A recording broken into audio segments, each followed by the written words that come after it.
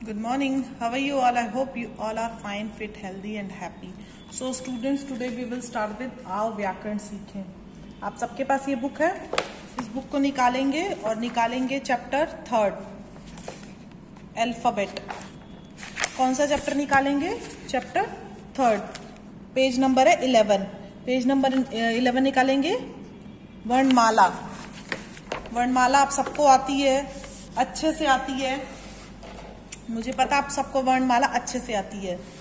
अ से अह तक और क से य तक ये पूरी क्या है? हमारी वर्णमाला है. और वर्णमाला में बच्चों, ये वर्णमाला आपके एग्जाम्स में आएगी तो इसको अच्छे से लिख लिख के बार बार आप प्रैक्टिस करेंगे. ओके, तो चलिए अब हम बुक में देख लेते हैं कि वर्णमाला चैप्टर में है क्या. ओके, ये देखिए, ये है वर्णमाला.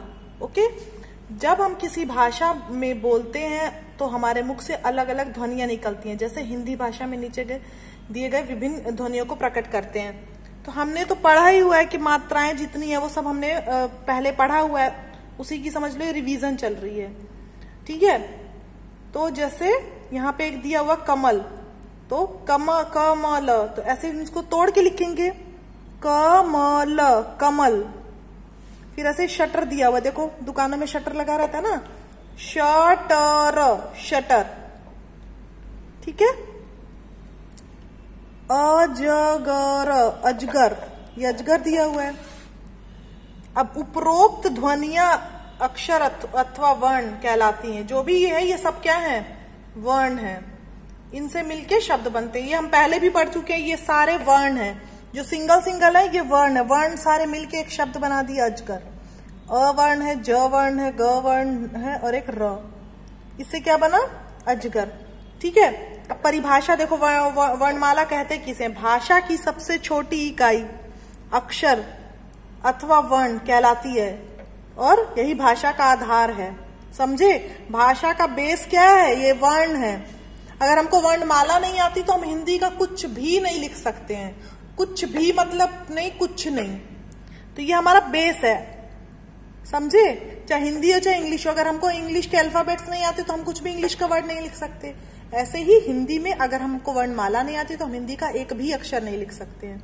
समझे? तो भाषा की सबसे छोटी इकाई अक्षर अथवा वर्ण कहलाती है. ये लर्न कर लीजिएगा. वर्ण किसे कहते हैं? भाषा की सबसे छोटी इकाई वर्ण कहलाती है. ठीक है. अब हम नेक्स्ट पेज पे आते हैं. देखो, वर्णमाला, हिंदी भाषा के वर्ण समूह को वर्णमाला कहते हैं. ये पूरी क्या है? वर्णमाला. ये क्या है? ये पूरी समूह है ना, ये वर्णों का समूह है. हाँ, तो इसको हम क्या बोलेंगे? वर्णमाला. हिंदी भाषा के वर्ण समूह को वर्णमाला कहते हैं. जैसे नमन, मटर, कलश आदि. ठीक है. अब ये वर्ण क्या है? दो प्रकार के. एक तो स्वर हो गए. स्वर आपको पता है, व्यंजन भी आपको पता है. ठीक है. वर्ण कितने प्रकार के होते हैं? दो. एक स्वर और एक व्यंजन. स्वर कितने होते हैं हमारे पास? 11. अ, आ, ई, उ, री, ए, ओ, औ, अह. ठीक है.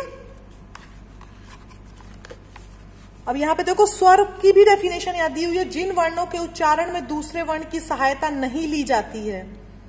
इसमें कोई, ये सब इंडिविजुअल है, इसमें कुछ भी सहायता नहीं है ली गई है किसी की, तो इनको क्या बोलेंगे हम? स्वर. और जो व्यंजन है, इसमें स्वर की सहायता ली जाती है. समझे?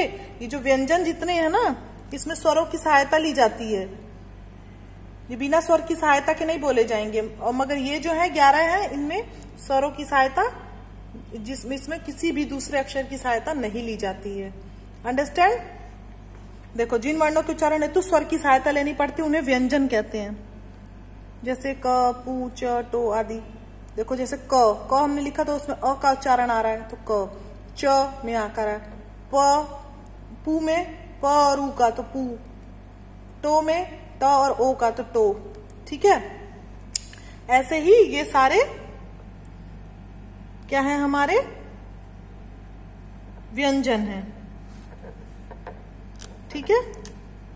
अब यहाँ पे देखो, भी दिया है क वर्ग. क में आते क, च वर्ग, ट वर्ग, त वर्ग, प वर्ग. ये सब वर्ग हैं. ओके. उच्चारण स्थल देखो, क कंठ से, गले से निकल रहा, तालू से. च, इसमें हमारी जो तालू है, मतलब जो जीभ है वो हिल रही है. त मूर्धा, ट, ट, पूरा मुंह भी खुल रहा है, वो भी हिल रही है, हमारी तालू भी, ये दांत से त थ द, हमारी जीभ जो है हमारे दांत पे जा रही है ना, होठ से, प फ, ये सब होठों से बोले जा रहे हैं। ठीक है, ये देखो सेमी वॉवल्स, ये लव, अंतस्थ जिसको बोलते हैं स्वर और व्यंजन के मध्य उच्चारण, य, मुख से गर्म वायु निकलना, उष्म, इसको बोलते हैं श स ह, ये। ठीक है, फिर ऐसे ही शत्रज्ञ, ये शब्द संयुक्त व्यंजन है, दो व्यंजनों का मेल है।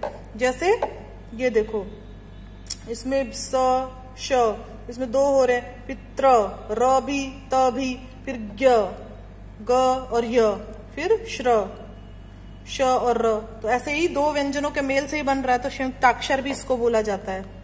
ठीक है, अब देखो यहाँ पे संयुक्त व्यंजन लिखा भी हुआ है। एक से अधिक व्यंजनों से मिलकर बने हुए वर्णों को क्या बोलते हैं? संयुक्त व्यंजन।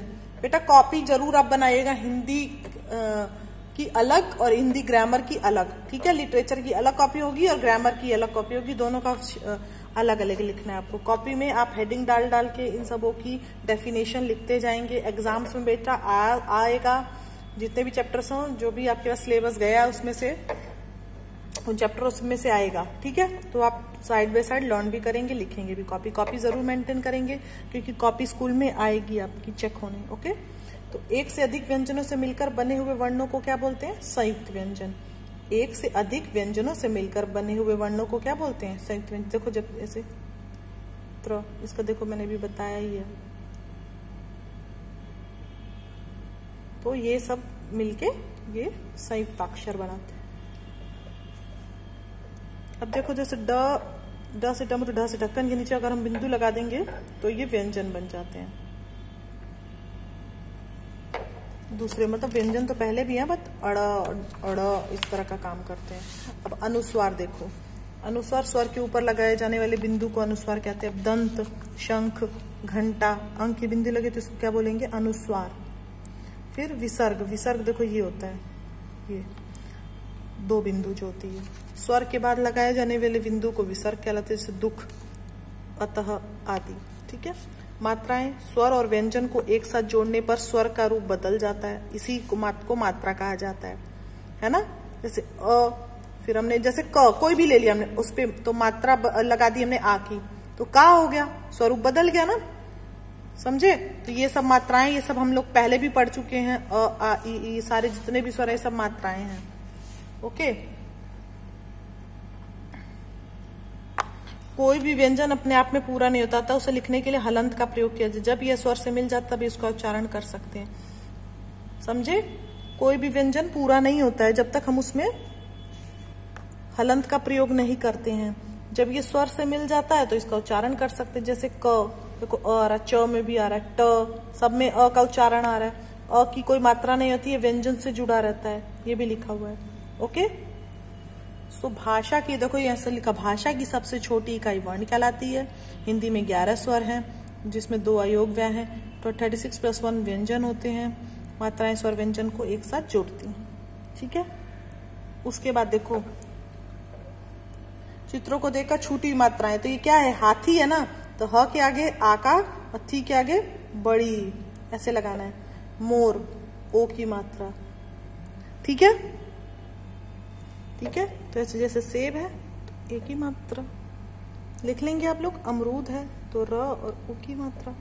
शेर है तो एक ही मात्रा। चूहा है तो बड़े उ की मात्रा।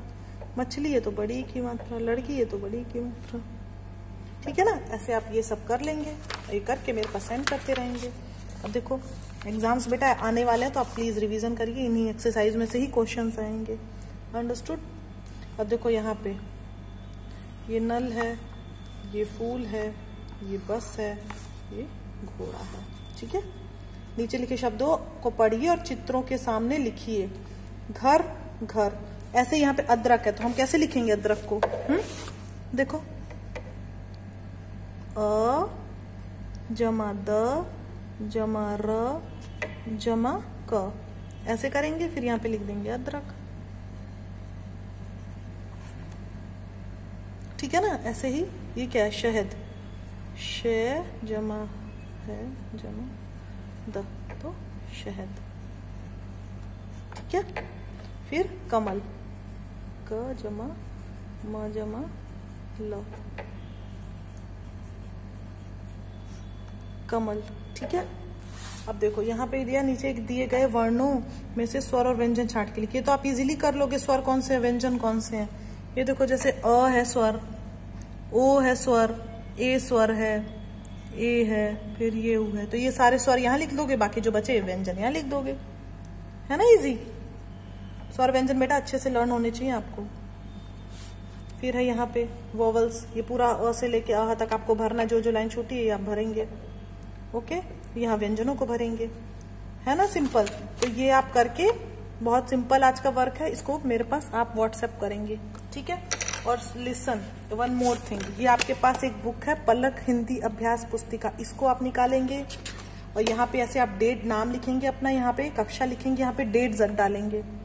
ठीक है बेटा, डेट जरूर डालेंगे, अपना नाम यहाँ जरूर लिखेंगे। और ऐसे हिंदी वर्णमाला आपको लिखनी है, देखिए मैंने लिखी हुई है अ से ह तक, फिर क से ग तक।